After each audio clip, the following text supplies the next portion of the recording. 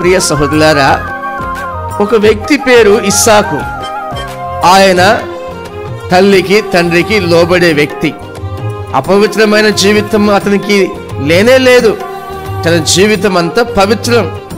వివాహం జరిగే వరకు కూడా అతను ఏ స్త్రీని కూడా ఎరగడు.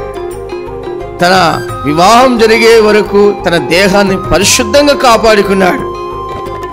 అందువల్ల అతనికి మంచి భార్య దొరికింది. గుణవతి అయిన స్త్రీ అతనికి భార్యగా దొరికింది. ఒక వ్యక్తికి మంచి భార్య లేక భర్త కావాలంటే ముందు ఆ వ్యక్తి తన శరీరాన్ని, తన మనస్సును, తన హృదయాన్ని దేవునికి ప్రతిష్ఠించాలి. ప్రతిష్ఠ కలిగిన జీవితం జీవించాలి. నా ప్రియమైన సహోదరులారా, ప్రతిష్ఠింపబడడం అంటే పరిశుద్ధంగా జీవించడం. ఈ దేహాన్ని దేవుడు నాకు ఇచ్చాడు, దీన్ని పవిత్రంగా ఉంచాలి.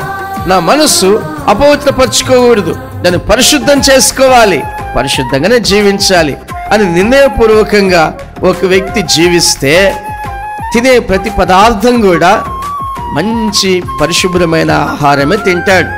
తాగే ప్రతి డ్రింక్ కూడా పరిశుభ్రమైన నీరే తాగుతారు. అంతేగాని అపవిత్రపరచుకోరు. ఎప్పుడైతే ఆ మనిషి తన శరీరాన్ని ప్రతిష్ఠించుకుంటాడో దేవుని కొరకు, ఆ దేహములో దేవుడే నివాసం ఉంటాడు. పాడు అలవాట్లుంటే, పాపిష్టి జీవితం జీవిస్తే ఆ మనిషి జీవితంలో దేవుడు ఉండడు. అపవిత్రమైన కార్యాలు చేసే మనిషి జీవితంలో చీకటి శక్తులు జీవిస్తాయి. అందువల్ల వారికి నెమ్మది, సమాధానమే ఉండదు.